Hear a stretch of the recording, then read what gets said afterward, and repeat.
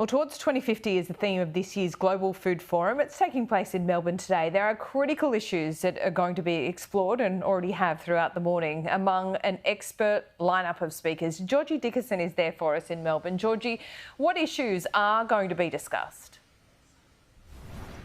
Good morning to you, Laura. As you mentioned, there have already been critical issues, including from our keynote speaker, Don Farell. And as Cam mentioned earlier, he spoke heavily on pushing the United States to exempt Australia from those tariffs that were imposed in recent days. But he also spoke about food sustainability and what his government would do if they are to be elected at this federal election. He has said that they want to push to continue to protect this sector. But here's a bit more of what the Trade Minister had to say during his keynote address.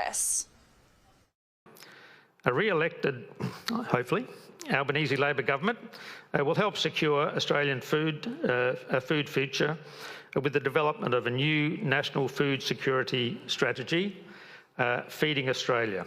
And Michelle talked about this earlier. Feeding Australia will be a strategy for all Australians. Through this strategy, we'll identify opportunities to improve supply chain resilience with the goal of minimising price volatility and costs at the checkout. So the Trade Minister there pledging to protect Australia's $75 billion food sector. Now, as we mentioned, the theme of this year's Global Foods Forum is Towards 2050. The forum is now in its 13th year, and Anthony Pratt, the chairman of Visy, has spoken heavily on how this forum has expanded and changed over the past 13 years. There's been big increases in the production of high-value superfoods like avocados, mangoes, meat and dairy.